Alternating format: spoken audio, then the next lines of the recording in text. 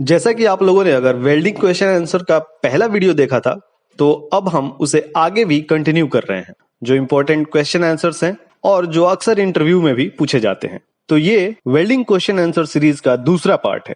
अगर आपने पहला पार्ट नहीं देखा है तो लिंक डिस्क्रिप्शन में मिल जाएगा, वहां से आप देख सकते हैं। वैसे हमने पिछले वीडियो में बेसिक बात किया था कि वेल्डिंग क्या है, वेल्डिंग कितने प्रकार से किया जाता है, इलेक्ट्रोड और फिलर में क्या अंतर होता है। इसके अलावा WPS, PQR और WPQR के बारे में भी बात किया था। तो चलिए अब आगे शुरू करते हैं। और first question is what are the inspection method of welding, यानी वेल्डिंग का इंस्पेक्शन करने का मेथड यानी तरीका क्या होता है। So basically there are two method for inspection of welding. Very first one is NDT, that is non-destructive testing, and the second one is DT, that is destructive testing. यानी welding का inspection मुख्य रूप से हम दो प्रकार से करते हैं, NDT यानी नॉन डिस्ट्रक्टिव टेस्टिंग के द्वारा और दूसरा डिस्ट्रक्टिव टेस्टिंग के द्वारा।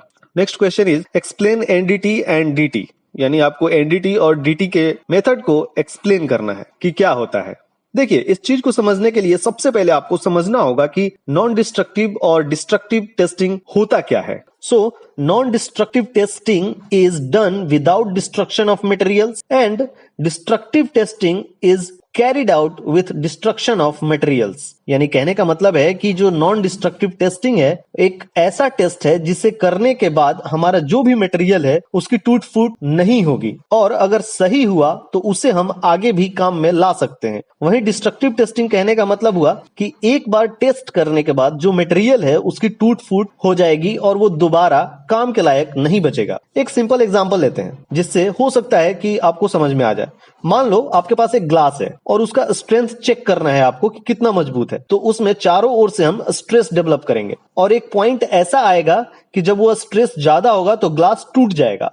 अब वहां से हमें स्ट्रेंथ तो चेक कर लिया, हमें स्ट्रेंथ का पता चल गया ग्लास का कि कितना स्ट्रेंथ है, लेकिन अब वो ग्लास हमारे काम के लायक नहीं बचा क्योंकि वो टूट चुका है। तो ये डिस्ट्रक्टिव टेस्ट हुआ। इसी प्रकार अगर ग्लास में हमें लीक टेस्ट करना है तो हम सिंपल ग्लास में पानी भर देंगे और ग्लास से पानी चेक करेंगे कि लीक तो नहीं हो रहा है।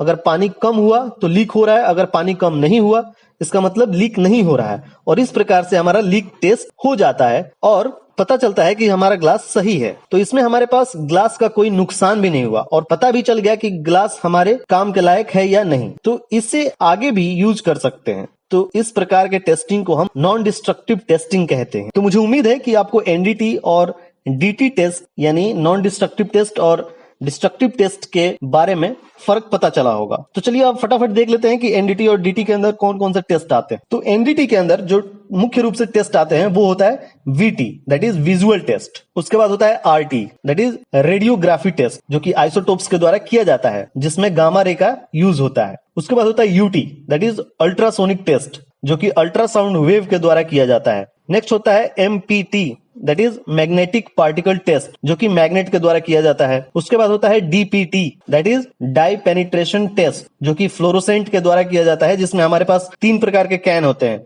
उसमें एक क्लीनर होता है, दूसरा पेनिट्रेंट होता है और तीसरा डेवलपर होता है। नेक्स्ट होता है LT, जिसे हम लीक टेस्ट भी बोलते हैं। इसके लिए हम सॉफ्ट सॉल्यूशन यानी डिटर्जेंट का घोल बनाकर जॉइंट पर डालते हैं जिससे हमें लीक का पता चलता है। उसके बाद एक एडी करंट टेस्ट भी होता है जो कि इलेक्ट्रिक सप्लाई के द्वारा परफॉर्म किया जाता है। तो ये कुछ NDT टेस्ट थे जिसके बारे में हम बात कर रहे थे।